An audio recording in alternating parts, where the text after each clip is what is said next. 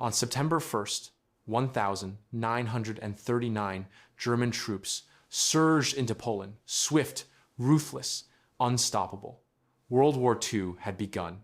But to understand why it started, we must go back to the ashes of the war that came before. Just 20 years earlier, in November 1918, those same German soldiers were marching not to conquer, but to surrender. After 4 brutal years of World War I, Germany lay defeated. Kaiser Wilhelm II had fled into exile. Cities were starving, and yet a dangerous myth was already taking root. The generals claimed, "We weren't beaten on the battlefield. We were stabbed in the back by our own politicians, by socialists, by Jews." This lie, the stab in the back myth, would poison a generation. On the 11th hour of the 11th day of the 11th month, 1918, the guns finally fell silent. Peace had come. U.S. President Woodrow Wilson arrived in Europe with a bold vision. A new world order governed not by war, but by diplomacy. At the Treaty of Versailles, nations agreed to settle disputes through the newly formed League of Nations. But the peace came at a price. The Austro-Hungarian Empire was shattered. New countries rose: Poland, Czechoslovakia, Yugoslavia, Hungary, Austria. Millions of ethnic Germans now lived outside Germany, scattered across these new borders. A ticking time bomb. And Germany itself? Humiliated. Forced to accept full blame for the war, stripped of territory, limited to a tiny army, and saddled with $6.6 billion in reparations money it simply didn't have.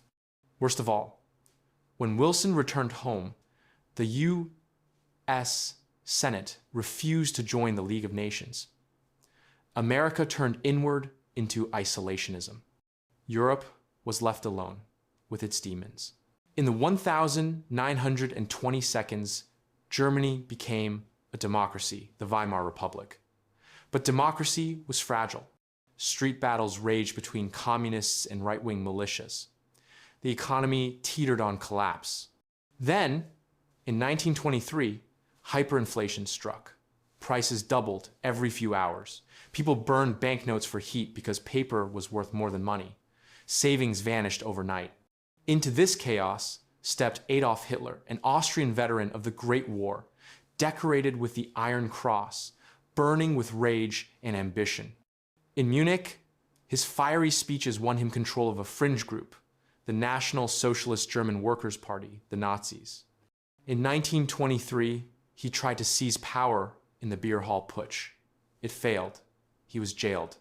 But in prison, he wrote Mein Kampf, My Struggle, where he blamed Jews for Germany's defeat and called for conquest in the East. When released, Hitler changed tactics. No more coups. Now, he would use democracy to destroy democracy. For a few years, Germany prospered. Extremism faded. Then came October 1929, the Wall Street crash. The Great Depression swept the globe. In Germany, unemployment soared to 6 million. Desperation bred radicalism. By 1932, the Nazi Party was the largest in parliament. But Hitler refused to join a coalition. So, in January 1933, President Hindenburg, out of options, appointed him chancellor. Within weeks, the Reichstag burned. Hitler blamed communists and demanded emergency powers. He used them to ban all other parties. When Hindenburg died in 1934, Hitler merged the roles of chancellor and president. He was now Führer, absolute ruler of Germany. But aggression didn't start in Berlin, it began in Tokyo. Japan, though a victor in WWII, felt trapped. No oil, no iron, exploding population. Its eyes turned to Manchuria, rich in coal, grain, and minerals. In 1931, Japanese officers, without government approval, seized Manchuria and installed Puyi, China's last emperor, as a puppet ruler. The League of Nations condemned Japan and did nothing. Japan simply walked out of the League. The message was clear: aggression pays. Meanwhile, in Italy, Benito Mussolini had already seized power. In 1922, fearing chaos, Italy's king invited him to form a government. Mussolini crushed opposition, built roads, fought the mafia, and became a global symbol of strongman rule. Hitler watched and learned. In 1935, Mussolini invaded Abyssinia, modern Ethiopia. His planes dropped mustard gas banned by the Geneva Protocol. Emperor Haile Selassie pleaded before the League, "It is us today. It will be you tomorrow." But Britain and France imposed only weak sanctions. Abyssinia fell. Then came Spain. In 1936, civil war erupted. Fascists versus communists, believers versus atheists. Hitler and Mussolini rushed to support General Francisco Franco, sending troops, tanks, and the infamous Condor Legion. Their bombers tested new terror tactics, most infamously, the destruction of Guernica in 1937. Britain and France declared non-intervention. But Stalin, fearing fascism, sent aid to the Republicans. And 30,000 volunteers, the international brigades, flocked from America, Britain, and Germany to fight for democracy. Franco won. And Hitler drew a lesson. The democracies would not fight. Back in Germany, Hitler moved fast. He tore up the Treaty of Versailles, rebuilt the Air Force, Luftwaffe, reintroduced conscription, tripled the army. In 1936, he sent troops into the Rhineland, demilitarized by Versailles. France and Britain protested, but did nothing. Hitler later said, "The 48 hours after the march into the Rhineland were the most nerve-wracking of my life. If France had marched, we would have had to retreat." Then came the 1936 Berlin Olympics, a global showcase of Nazi order and strength. Few noticed the Nuremberg laws of 1935, stripping Jews of citizenship. In 1938, Hitler demanded the Anschluss Union with Austria. When Austrian Chancellor Schuschnigg called a referendum, Hitler invaded the night before. Austrians cheered. Austria vanished, absorbed into the Third Reich. Next, Czechoslovakia. 3 million ethnic Germans lived in the Sudetenland. Hitler demanded their return. Czechoslovakia mobilized, its army was strong, its fortifications formidable. But British Prime Minister Neville Chamberlain flew to meet Hitler twice. At Munich, in September 1938, Britain and France handed the Sudetenland to Germany. In exchange, Hitler promised, "This is my last territorial demand in Europe." Chamberlain returned, waving a paper. "Peace for our time." 6 months later, Hitler took the rest of Czechoslovakia. No referendum, no justification, just conquest. Now, only Poland stood in his way. He demanded the return of Danzig, a Polish port with a German majority. Poland refused. This time, Britain and France gave Poland a military guarantee. But Hitler didn't believe they'd fight. And to secure his eastern flank, he did the unthinkable. On the 23rd of August 1939, Nazi Germany and the Soviet Union signed a non-aggression pact with a secret clause to divide Poland. The path to war was open. At dawn, on the 1st of September 1939, Germany struck. Not with old tactics, but with blitzkrieg, lightning war. Tanks didn't support infantry, they led deep thrusts behind enemy lines. Stuka dive bombers acted as flying artillery, screaming down on towns and troops. Luftwaffe destroyed Poland's air force on the ground in 2 days. Poland fought bravely but was outmatched.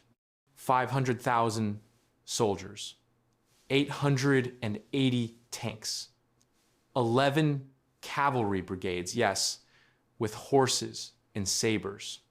Note, the myth that Polish cavalry charged tanks is Nazi propaganda, but the image stuck. On September 17, the Soviet Union invaded from the east, as agreed with Hitler. Poland was crushed between two totalitarian giants. Warsaw held out until September 27, then fell. Germany and the USSR carved up the country. And in occupied zones, Einsatzgruppen Nazi death squads began rounding up Jews, intellectuals, and undesirables. But over 50,000 Polish soldiers escaped to France, to Britain. The fight was not over. Britain and France had declared war but did nothing. The phony war lasted 8 months. Then, on the 10th of May, 1940, Hitler struck west. His generals proposed a repeat of WWII through Belgium. But General Erich von Manstein had a bolder plan. Strike through the Ardennes forest, a region the Allies thought impassable for tanks. They were wrong. German panzers burst through, raced to the English Channel, and cut off the British and French armies in Belgium. Chaos erupted. Millions of refugees clogged the roads. By May 20, German tanks reached the sea. The Allied front was split in two. At Dunkirk, 338,000 British and French troops were trapped. But then Hitler halted his tanks. Why? Some say he wanted to save them for future battles. Others say Goering promised the Luftwaffe could finish the job. Whatever the reason, it gave Britain time. Hundreds of civilian boats, fishing trawlers, yachts, lifeboats sailed across the channel in Operation Dynamo. They rescued an army. France, however, collapsed. On June 14, German troops marched into Paris. The swastika flew over the Eiffel Tower. France signed an armistice in the same railway carriage where Germany surrendered in 1918. Hitler had avenged 1,918. But one enemy remained: Britain. Hitler expected Britain to sue for peace. Instead, on the 10th of May, 1940, Winston Churchill became Prime Minister and vowed, "We shall fight on the beaches. We shall never surrender." Germany planned Operation Sea Lion, an invasion of Britain. But first, the Luftwaffe had to win air superiority. In July 1940, the Battle of Britain began. Germany had 2,600 aircraft. Britain had just 700 fighters, but two legendary planes, the Spitfire and Hurricane. And one secret weapon: radar. Britain's chain-home radar network gave early warning of incoming raids. Fighter Command, led by Hugh Dowding, used this intel to intercept bombers before they reached their targets. Goering shifted tactics, bombing cities instead of airfields. On August 24, German bombers accidentally hit London. Churchill retaliated by bombing Berlin. Enraged, Hitler ordered the Blitz 57 straight nights of bombing London. Over 40,000 civilians would die. But Britain didn't break. On September 15, now celebrated as Battle of Britain Day, the Luftwaffe lost 60 planes. 2 days later, Hitler postponed the invasion forever. Meanwhile, across the Atlantic, Franklin D. Roosevelt watched and acted. Though America was neutral, FDR pushed through Lend-Lease, sending tanks, planes, and ships to Britain. And at Bletchley Park, mathematicians like Alan Turing began cracking Enigma Germany's unbreakable code. This secret, codenamed Ultra, would change the war. Frustrated in the West, Hitler turned east. On the 22nd of June 1941, Operation Barbarossa began the largest invasion in history. 4 million men, 3,000 tanks, 3,000 aircraft. Stalin was caught off guard. Purges had decimated the Red Army's leadership. In weeks, 3 million Soviet soldiers were captured. Cities fell. Many in Ukraine welcomed Germans as liberators from Stalin's terror. But Hitler made a fatal error. Instead of driving straight for Moscow, he diverted forces south to capture Kyiv. By the time he turned back, winter had arrived. German troops still in summer uniforms froze. Tanks wouldn't start. On December 5, just 20 miles from Moscow, the offensive stalled. Then, Siberian divisions, fresh and winter-ready, counterattacked. The myth of German invincibility shattered. But Hitler wasn't done. In 1942, he launched Operation Blue, aimed at the oil fields of the Caucasus. Yet again, he became obsessed with a city that bore his enemy's name, Stalingrad. From August 1942 to February 1943, Stalingrad became hell on earth, fighting room to room, floor to floor. Soviets used sewers to move and snipe from ruins. Germans advanced not in meters, but in corpses. In November, Soviet generals Zhukov and Vasilevsky launched Operation Uranus. They encircled 300,000 German troops. Hitler forbade surrender. Goering promised to airlift supplies, but delivered only 10% of what was needed. On the 31st of January 1943, Field Marshal Paulus surrendered. Of 100,000 captured Germans, only 5,000 ever returned home. Stalingrad was the turning point. In July 1943, Hitler tried one last gamble, the Battle of Kursk, the largest tank battle in history. But Soviet intelligence knew the plan. Defenses were ready. After a week of carnage, Germany lost 700 tanks and the initiative forever. From the ashes of Versailles to the frozen ruins of Stalingrad, the world had walked from hope into the darkest war in human history. But in that darkness, a resolve was forged, not just to survive, but to defeat tyranny. The road ahead would be long, but the tide had turned.